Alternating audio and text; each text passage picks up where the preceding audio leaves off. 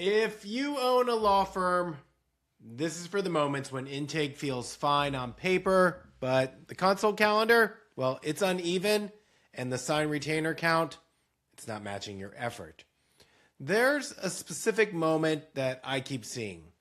It's a partner meeting where someone says calmly, but with real edge, I keep seeing them everywhere. Their ads, their map listing, their name in articles, their videos. And then the next sentence, this is the one that actually matters. Are we doing something wrong, or are they just spending more than we can? Now, that sounds like a budget question, and most of the time, it's not. What's actually happening is that you're experiencing a visibility gap. And a visibility gap when it comes to a law firm is when your firm is present in one or two places that you personally value, but you're absent from the platforms where prospects form their short lists before they ever talk to you. So you can be excellent and still be missing from the decision environment.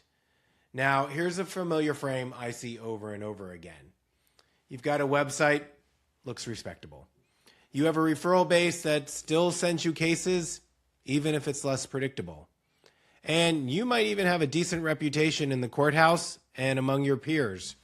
But when a prospective client or a referring professional, another attorney, does their quiet diligence, your competitor shows up repeatedly across multiple platforms, and you show up once, if at all. And it's that repetition that creates a psychological effect that has nothing to do with competence. It signals certainty, and it signals scale, and it signals that the other people have already chosen them. Even sophisticated buyers are not immune to that. The friction point is that lawyers tend to evaluate marketing like lawyers. You want a clean, casual story. You want to know which channel produced which sign retainers. You want to believe that if you are better, you should win. And you want to believe that if you just pick the right vendor, the visibility problem, well, that will solve itself. Meanwhile, your competitor is not necessarily better at law. They're often just better at occupying surfaces. Think about that for a moment. Let me make this concrete for you with what I hear inside firms. The intake team, they'll say that call volume is flat, but the bad fit lead volume percentage is creeping up. Consult scheduling is happening, but the show rate is inconsistent. And a partner's going to notice that the consult to client conversion is fine, but when the right cases show up, but the pipeline feels like it's still being fed by randomness. Then someone's going to pull out a report and they're going to point to impressions, they're going to point to clicks, and maybe even cost per lead. And then the room is still going to feel tight because the report is not answering the question, why do they feel bigger than us? That is the visibility gap showing itself operationally. Not as a branding theory, but as a day-to-day friction. The wrong calls, the uneven calendar, the feeling that you're doing a lot just to stay in place. The hidden layer is that prospects do not experience your marketing as a funnel. They experience it as a set of credibility checkpoints. They're going to bounce between platforms. They're going to look at map results. They're going to skim a couple pages of your website. They're going to check out your reviews. They're going to look for a face. They're going to look for language that matches their own situation. They look for signs you actually handle their case type, not just that you're generally competent.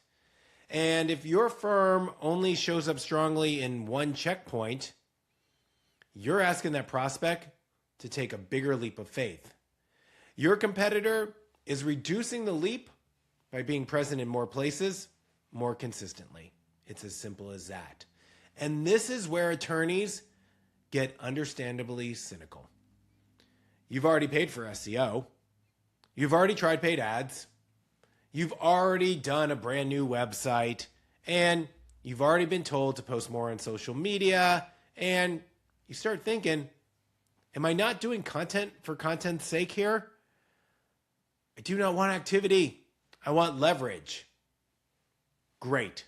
I want you to keep that skepticism. It's going to help you. Stick with me. The decision rule that I want you to consider is simple. Stop arguing about who is louder and start mapping where the decision is made.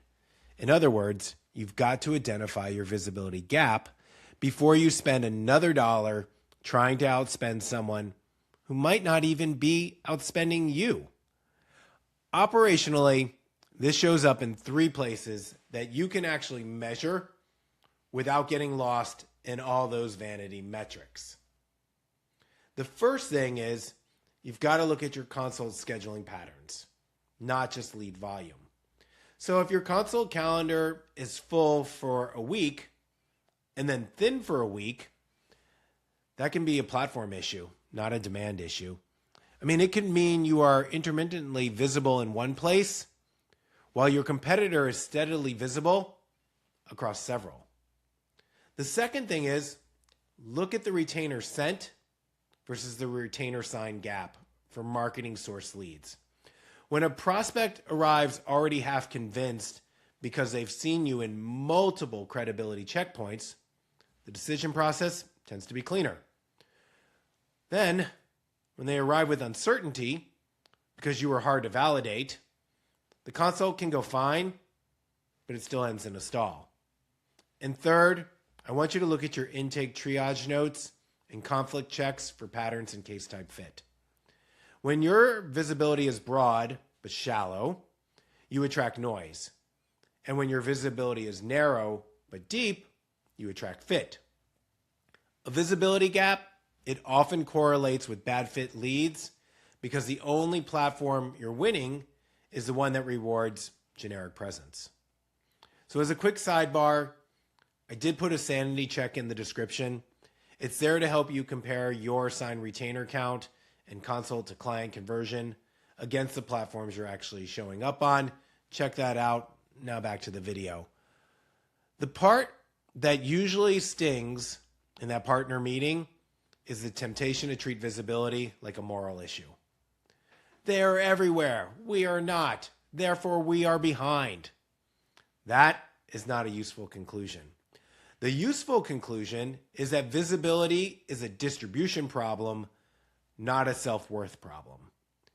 Your competitor might be occupying platforms you've dismissed as low quality. They might be comfortable looking slightly repetitive. They might have decided that being seen is a prerequisite to being chosen, even by people who claim they only care about quality. And to be fair, there is a counterpoint. Sometimes they really are spending more.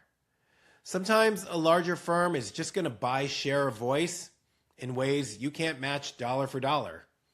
But even then, your move is not automatically to spend more.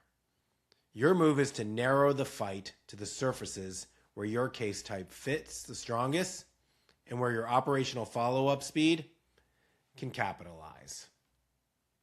This is where I always see experienced attorneys make an avoidable mistake. They respond to competitive pressure by broadening. They add practice areas to catch more volume. They loosen intake triage to keep the phones busy. They say yes to more marginal matters because the pipeline confidence is low. And then, the firm gets busier, but the marketing feels worse because the work mix is less profitable and the team is dealing with more friction. This is how a visibility gap turns into an operational nightmare. Your intake team gets worn down. Your consult calendar fills with low intent calls, and your consult to client conversion becomes harder to interpret because the input quality is unstable. And then the partners start arguing about marketing quality when the real issue is that the law firm is not controlling where and how it's actually being evaluated. So, what do you do at a high level without turning this into a platform tutorial? Well, You need to start picking one primary case type, lane that you actually want more of, and then you evaluate that visibility through that lens.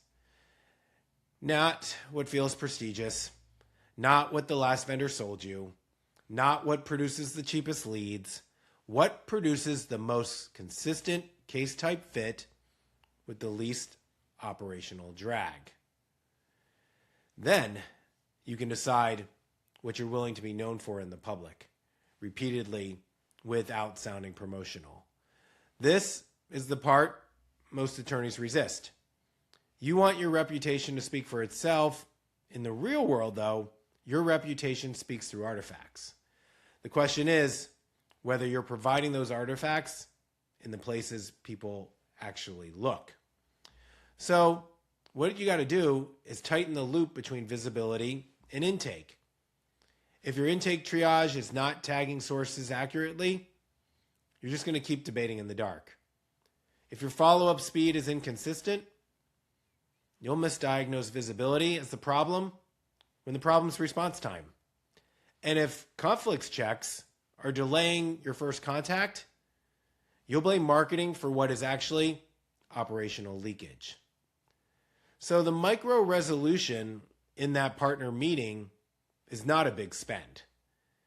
It's a shared language.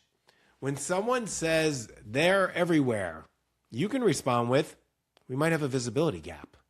Then start asking better questions. Which platforms are we winning? Which ones are we absent from? Which ones correlate with signed retainers, not just leads? Which ones are feeding bad fit volume into intake? That changes the tone of the room. And it's going to move you from envy to diagnosis. And it leaves you with an open loop that matters. If you close your visibility gap, would you actually like the cases that come in? And could your intake process handle them cleanly? Because being seen more is not automatically good. Being seen in the right places with the right signals, that's what reduces friction. So if you run a law firm and you want more of this kind of thinking, subscribe and like, and I'll see you in the next video.